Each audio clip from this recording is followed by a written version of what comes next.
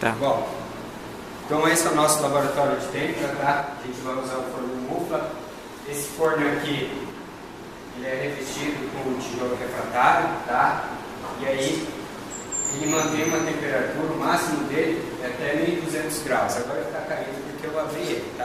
Como que eu regulo então aqui a temperatura dele? Embaixo é a temperatura que inverte, é a temperatura que ele vai ficar em torno, e em cima é a temperatura que ele está lá dentro. Como que eu regulo? Tem essa bolinha aqui, eu aperto, tá? E aí aparece um sinal de pontinho aqui, ó, esse pontinho piscando. E aí eu levo ele para o lado que eu quero, né? E aí eu vou fazendo vou aumentando ou diminuindo essa temperatura. Então ele vai de 0, né, até 1200 graus Celsius. No caso, eu pedi para colocar 1000 graus, mas para a gente, como a temperatura do aço ali que eu preciso é acima de 703, uns 800, 850 já estava bom. Mas a gente vai trabalhar aqui com 1000 por causa do nosso tempo curto aqui, tá? Qual que é a função do nosso ensaio, do nosso teste de têmpera? É provar e mostrar para vocês como que faz uma têmpera. A gente tem aqui um corpo de prova, um aço 1020, tá?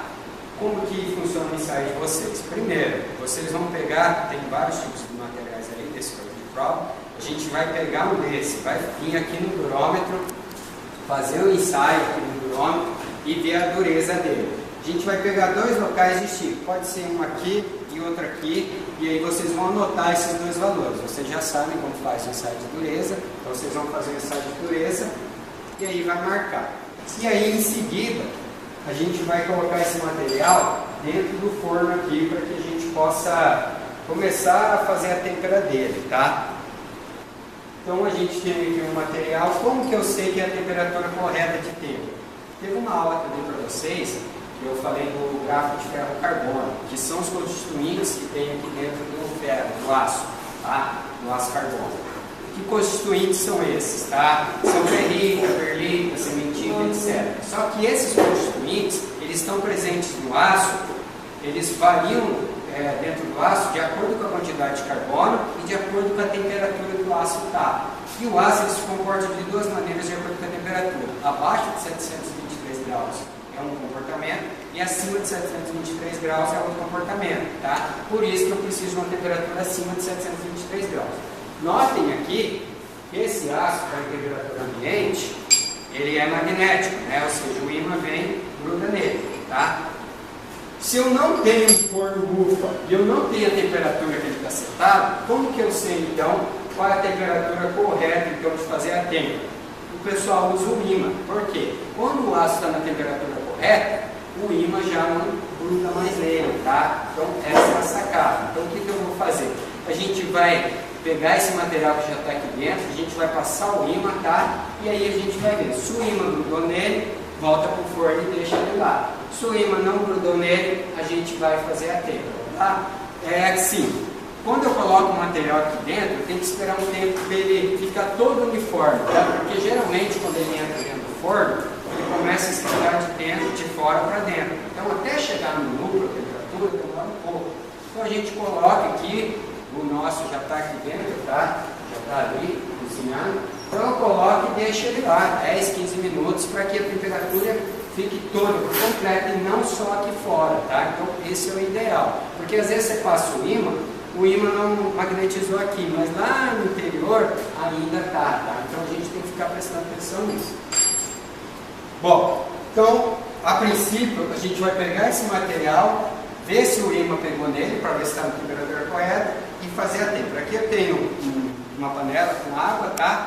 E aqui, para fazer a têmpera, eu vou usar 1 kg de sal refinado, tá? Porque eu não vou usar uma água normal, porque eu vou fazer uma salmoura com isso. Isso daqui tem a ver com a velocidade que a gente vai resfriar esse material, tá? Por isso que eu tenho que usar essa salmoura aqui.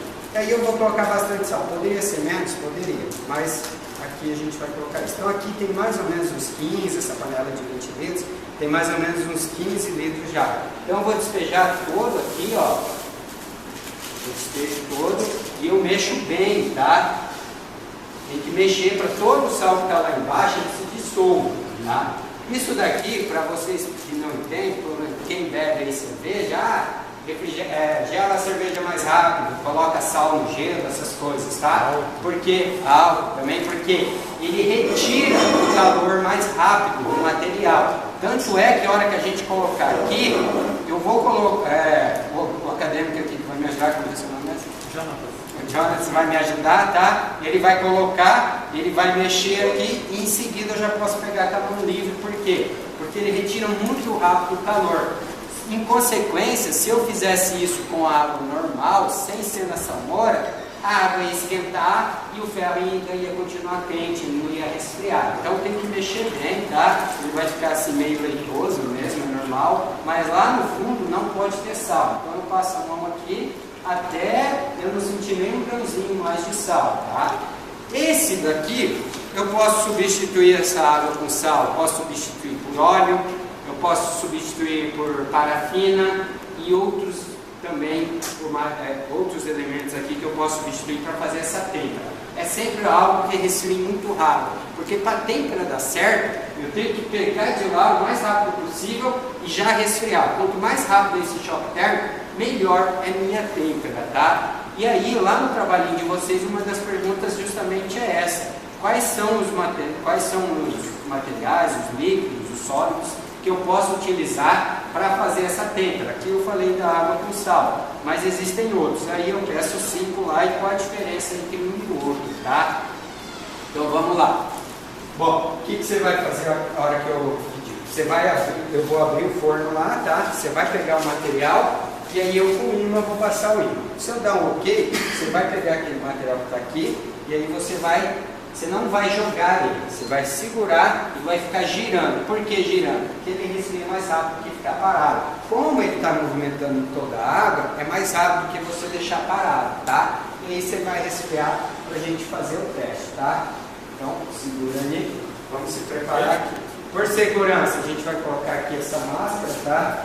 Para evitar que pule alguma coisa, que tenha algum respingo.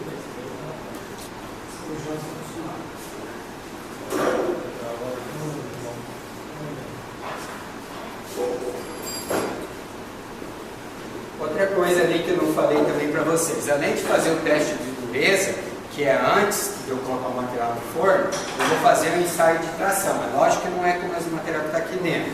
Então primeiro eu faço a dureza, veja a dureza antes e veja o gráfico de tração antes, tá? Aí, como você já fizer esse gráfico de tração com esse material, você já tem esse gráfico. E depois, esse material que eu vou fazer a têmpera, ele vai sair daqui temperado. Eu vou colocar lá, fazer um ensaio de dureza, ele vai dar um novo valor de dureza. Aí vocês vão me dizer se a dureza ficou maior ou menor. E aí, depois que eu fiz o ensaio de dureza, eu venho aqui e faço o ensaio de tração com esse material que eu acabei de temperar. E aí vai dar um gráfico diferente. E aí eu quero saber, esse material, ele ficou mais dúctil ou mais frágil por causa dessa têmpera, tá? É o gráfico que vocês vão analisar e ver. Então, professor, se deixar uns 10, 15 minutos já tá bom, né? Na verdade, a gente vai saber se tá bom mesmo quando a gente passar o ímã e ver se o ímã não tá pegando. Mas o que vai acontecer com o material se deixar, sei lá, 1 hora aí? Não, ele vai ficar só cozinhado, não vai acontecer nada não. O que a gente tem que ficar atento é a temperatura. Por exemplo, o aço tem que ver a temperatura dele de fusão, né? Para ele virar líquido. Eu não posso colocar numa temperatura próxima de fusão, porque senão ele vai virar líquido. Mas eu posso deixar ele aí tranquilo, tá? Então, vamos lá. Eu vou abrir aqui, chega aqui mais perto, só para filmar aqui. Eu vou abrir, ele vai pegar o material, eu vou passar o ímã rapidinho. Lembrando, ó, o ímã gruda, ó. E aí, se o ímã não grudar, rapidinho, ele já vai lá e faz o processo, tá? Então, vamos lá. Pode pegar o material. Qualquer coisa é só a luz para frente. Oxi. Não, pega. Ó, passando o ímã aqui. O ímã não está pegando, tá? Pode fazer lá. Tira.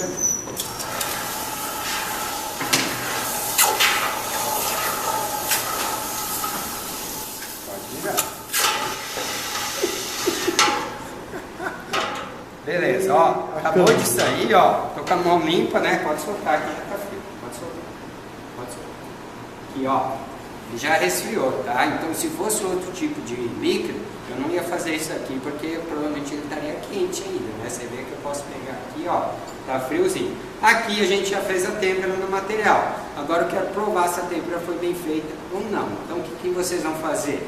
Ensaiar esse material com ensaio, fazer 2 testes de dureza, ver se a dureza aumentou, tem que aumentar, e aí fazer o ensaio de tração e a gente vai analisar o gráfico, tá? E aí o que vocês têm que levar em consideração para fazer esse relatório, que são as perguntinhas lá que eu mandei no e-mail para vocês, que vocês têm que me responder. Apesar que algumas eu já respondi ali, né? Qual a finalidade, então, de se utilizar sal nessa água, né? Para fazer a têmpera. E o que aconteceria se eu não colocasse o sal? Se fosse só água da torneira mesmo, né? O que mudaria nesse processo, tá?